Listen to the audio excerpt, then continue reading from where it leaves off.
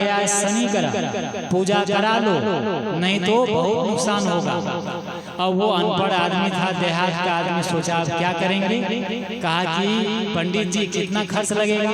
कहा 100 रुपये, 100 रुपये में पूजा हो जाएगा। आज से बहुत पहले की बात है। तो कहा 100 रुपये लगेंगे और पूजा कर देंगे, तुम्हारा ग्रह कट जाएगा। उस आदमी ने कहा कि पंडित जी 100 रुपये तो नहीं है। तो पंडित जी ने कहा देखो 50 में कर दे। पंडित जी सोचता है सुबह सुबह है, कुछ बोहनी बाटा हो जाए तो बढ़िया हो जाएगा। तो वो कहा कि 50 में कर देंगे। उस आदमी ने कहा पंडित जी 50 रुपये भी नहीं। कहा अच्छा 25 में कर देंगे। कहा 25 रुपये भी नहीं। कहा 5 रुपये में कर देंगे। उसने कहा कि अभी 5 रुपये भी नहीं। तो कहा कि ये बताओ तुम्हारे पास 1 रुपया है।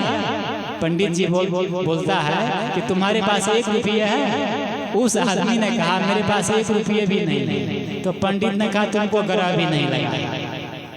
जिसके पास 1 रुपये भी ना हो उसको ग्रह लग करके क्या हो। अब ग्रह तो उस आदमी को लगा नहीं, ग्रह लगा था पंडित को, है ना, ग्रह लगा था पंडित को। कबीर साहब सुन रहे थे। कबीर साहब तुरंत आ गए पंडित के पास और पंडित को कहा मैं तो ही पूछूं पंडित जना, हृदय ग्रहण लागू के ही खना। कबीर साहब ने कहा कि पंडित जी आप इस आदमी को कहते हो ग्रह लग गया, लेकिन तुमको मैं पूछता हूँ कि हृदय ग्रहण लागू के ही खना, तुम्हारे हृदय में कब कब ग्रह लगता है इतना जानते हो। तो पंडित जी शांत हो गए, चुप हो गए। कबीर साहब ने कहा कि हर आदमी को ग्रह लगता है। कहाँ ग्रह लगता है? आकाश में नहीं। अगर आकाश में ग्रह लगेगा, शनि देवता टेढ़ा होगा तो सबके लिए टेढ़ा होगा। जितने इस पृथ्वी पर लोग हैं, कितने लोग हैं आज? करीब पूरी पृथ्वी की जनसंख्या कितनी है? 7.5 अरब। तो जब ग्रह एक सूरज का प्रकाश है, सूरज का प्रकाश सबको लगता है, हवा सबके लिए हुआ है और पानी सबके लिए है। जब ऊपर में ग्रह टेढ़ा होगा तो सबके लिए ग्रह टेढ़ा होगा। तो कबीर साहब ने कहा कि तुम्हारे हृदय में कब ग्रह लगता है? वो ग्रह क्या है? काम ग्रह है, क्रोध ग्रह है, लोभ ग्रह है, मोह ग्रह है। ये ग्रह आदमी को पकड़ लेता है। ग्रह का अर्थ है पकड़ लेना, ठीक है ना, पकड़ लेना। अब ये तो एक वैज्ञानिक सिस्टम है, ग्रह कैसे लगता है ये मैं बताता, लेकिन अभी विषय दूसरा है। तो ये आप जब सत्संग में जाओ, पूजा में जाओ, तो कहते सत्संग में जाओ तो आप पंडित होके मत लो, थोड़ा प्रेमी होके लो। अब यहाँ जो बैठे हमारे पास पंडित जी देखो, है ना, इस पंडित की मैं बात नहीं कर रहा। आज से कुछ साल पहले हम आए थे श्री सीताराम साहब की उसमें हवन में, तो आप बहुत अच्छा प्रश्न किए और हम जब आज आए तो हम पहचान नहीं पाए। तो यहाँ से प्रवचन करके सुबह मीटिंग में ध्यान से ऊपर गया, तो आप मिलने गए हमसे, बैठे तो बताए कि मैं वही हूँ। तो मैं चेहरा से फिरता हूँ तो जो विचार दिए इन्होंने, वैज्ञानिक विचार बढ़िया, तो बहुत अच्छा लगा। मैं क्या कह रहा हूँ कि सत्संग में जाओ तो पंडित होके मत लो, प्रेमी होके लो। आदमी सत्संग में जाता है तो ज्ञान की बात जानता है, भजन गा लेता है, कुछ कहने सुनने के लिए हो जाता है और सोचता है मैं पंडित बन गया, है ना, ज्ञानी बन गया। ज्ञान का अर्थ है विनम्रता। विद्या ददाति विनम्यम, विद्या क्या देती है? विनम्रता प्रदान करती है। लेकिन जब विद्या आती है और साधना नहीं होती है तो वह विद्या पतन का कारण बनती है। इसीलिए ऋषि ने कहा विद्या विवादाय धनम मदाय शक्ति परेशान परिपीड़ानाय खलस्य साधु विपरीत में तद ज्ञानाय दानाय च रक्षण। ऋषि कहते हैं विद्या विवादाय धनम मदाय, विद्या ज्ञान की बातें अगर आदमी में लघुता नहीं धारण नहीं करता है तो वह जानकारी क्या बनती है? विवाद का कारण, विवाद का कारण। और धनम मदाय, आदमी के पास धन हो जाए और उसके पास ज्ञान नहीं है, लघुता नहीं है, तो धनम मदाय, धन मद का कारण बनता है, अहंकार का कारण बनता है, घमंड का कारण बनता है। धनम मदा शक्ति परेशान परिपीड़ा, लेकिन किसी को शक्ति मिल जाए, शक्ति, और उसके पास साधना नहीं है, तो शक्तियां दूसरों को दुख देने का कारण बनती है।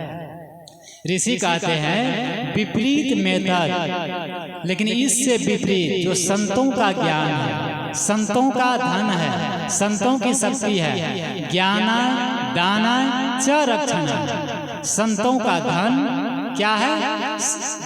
दूसरे की रक्षा करने के लिए, और ज्ञान दूसरों को कल्याण करने के लिए, और जो शक्ति है दूसरों को ऊपर उठाने के लिए। तो हम सबको चाहिए, सदगुरु कहते हैं कि जहाँ दया तहाँ धर्म है। दूसरी बात कहते हैं जहाँ लोभ तहाँ पाप। कबीर साहब कहते जहाँ लोभ है वहाँ पाप है। धर्म कहाँ है? जहाँ दया है वहाँ धर्म है, और जहाँ लोभ है वहाँ पाप है।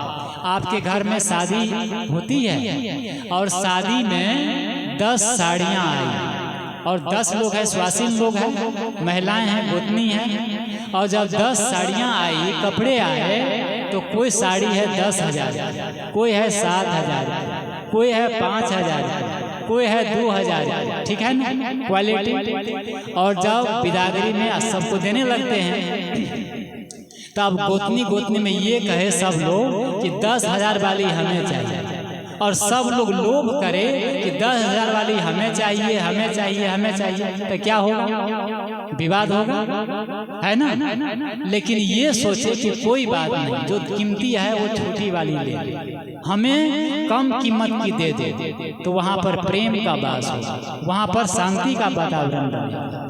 सदगुरु कहते हैं जहाँ लोभ तहाँ पाप। जहाँ लोभ होता है वहाँ पाप है। एक पंडित जी थे, तो पंडित जी काशी में पढ़ने गए और पढ़ के आए, तो उसके गौना लाए। पिताजी शादी कर दिए थे। जब पत्नी आई तो पत्नी ने पूछा कि आपकी पढ़ाई पूरी हो गई? तो पंडित जी ने कहा, जवान नवयुवक, कि हाँ मेरी पूरी पढ़ाई हो गई, मैं सब पढ़ाई पढ़ लिया, समस्त विद्या। तो पत्नी ने कहा, अच्छा ये बताइए पाप का बाप क्या है? अनपढ़ पत्नी पूछती है पंडित जी से कि पाप का बाप क्या है? अब पंडित जी तो बगली झांकने लगा, कहा ये तो मैं नहीं पढ़ाई किया। पंडित ने कहा तब क्या पढ़ाई की? कहते सब पढ़ाई कर लिए, लेकिन पाप का बाप क्या है ये बताइए। और पंडित जी तो बेचारा अनपढ़ पत्नी से हार गया, है ना, लज्जित हो गया, और फिर लज्जित होकर के फिर लौट गया, चला गया काशी। और जब काशी गया, क्यों गया? कि पाप का बाप क्या है ये पढ़ने के लिए। तो जिस मोहल्ला में वो रह के पढ़ता था, वहाँ एक बेस्या रहती थी, बेस्या का रूम था। वो बेस्या देखती है तो पंडित जी से पूछती है कि पंडित जी आप तो चले गए थे, लेकिन क्यों फिर वापस आ गए? उसने कहा कि देखो हम तो चले गए थे, लेकिन मेरी पत्नी ने कहा कि पाप का बाप क्या है, वो पढ़ने के लिए मैं आया हूँ। बेस्या ने कहा ये तो मैं आज ही आपको बता सकती हूँ, बता दूंगी, चलिए हमारे घर में।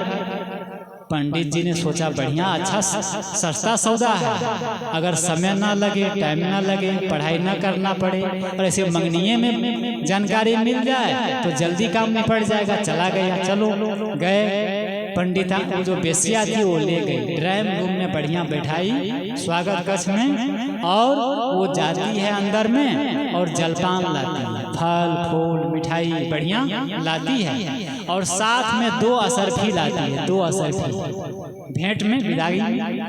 तो 2 असरफी वो मेज पर रख देती है और जलपान रख देती है।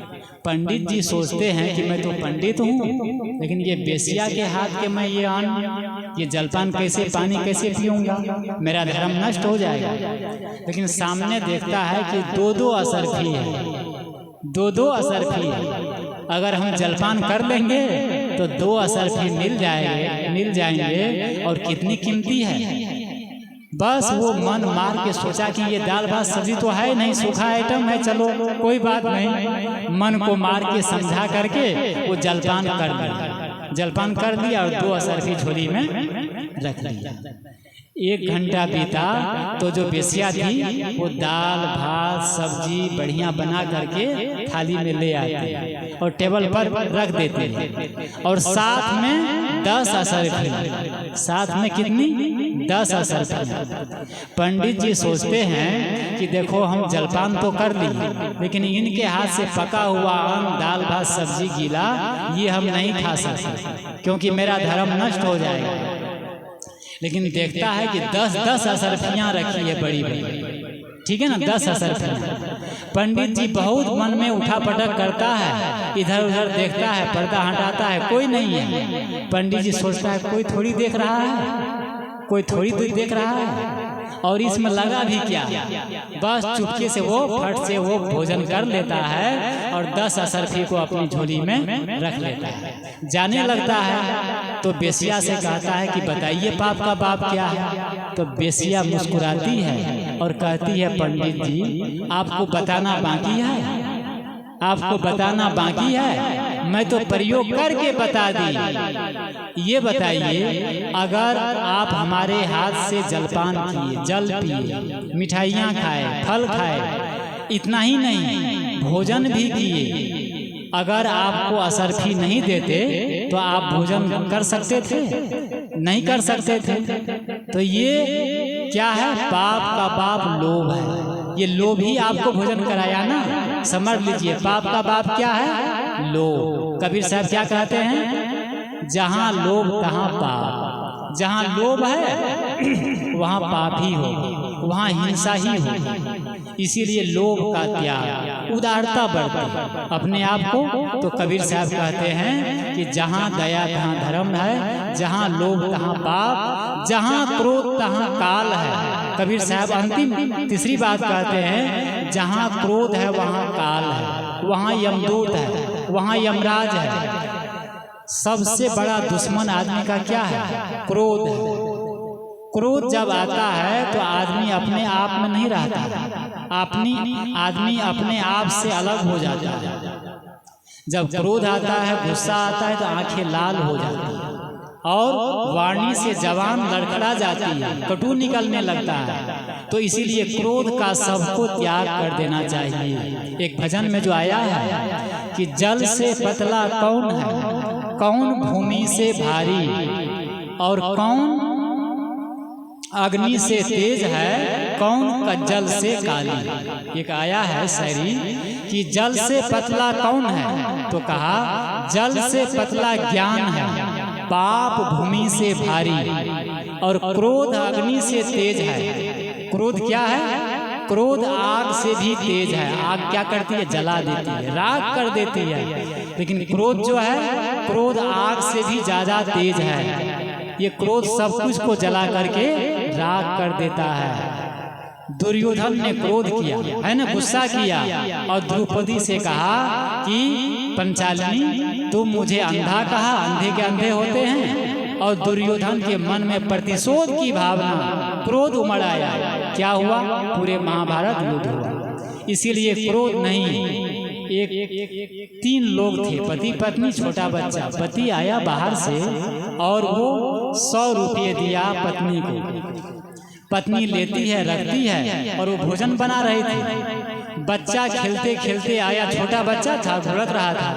वो लिया पैसा को मुट्ठी में और ले जाके जो आग जल रही थी चूल्हा में, उसमें डाल दिया। बच्चा नहीं जानता था, वो 100 रुपये को आग में डाल दिया। बहुत पहले की बात है।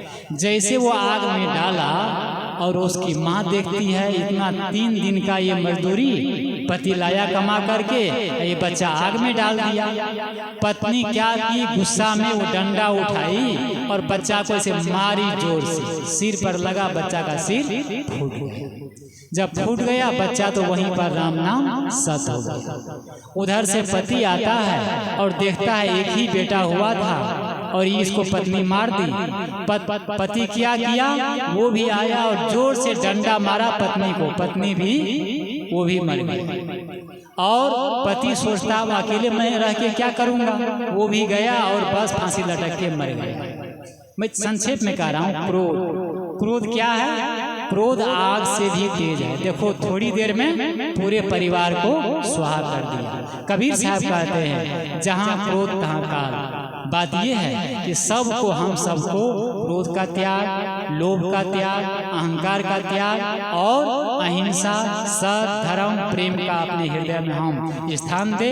कबीर साहब कहते हैं जहाँ क्षमा तहाँ, जहाँ क्षमा है, सुकृति है, प्रेम है, वहाँ आत्म अनुभूति है, वहाँ शांति है, वहाँ भगवान का निवास है, परमात्मा का निवास है। तो ये कबीर साहब के बहुत ही महत्वपूर्ण साखियाँ, जहाँ दया तहाँ धर्म है, जहाँ लोभ तहाँ पाप, जहाँ क्रोध तहाँ काल है, जहाँ क्षमा तहाँ आप। हम सबको चाहिए कि क्या करना है, जिस धर्म में अहिंसा है, जहाँ गलत है वहाँ त्याग करके अहिंसा का पालन करे। अपने मन से 5 पाप को त्याग करे। जीवन से कितने पाप होते हैं? 5 पाप। चोरी, हिंसा, व्यभिचार, झूठ और नशा, ये 5 पाप है। और ये पांचों पापों का त्याग असली भजन है, असली पूजा है। ये 5 पापों का हम त्याग करें और अष्ट सद्गुण को, अष्ट महासद्गुण को हम धारण करें। दया, क्षमा, शील, संतोष, गुरु भक्ति, प्रेम और करुणा, ये अष्ट महासद्गुण है। इसको जीवन में धारण करेंगे तो आपका जीवन सुखद होगा, परिवार सुखद होगा और एक सुंदर समाज का संरचना होगी और बढ़िया अच्छा जीवन बीतेगा। तो आप लोग बहुत देर से यहाँ सत्संग में ज्ञान ले रहे हैं। आप लोग को बहुत बहुत शुभकामनाएं, बहुत बहुत बधाई।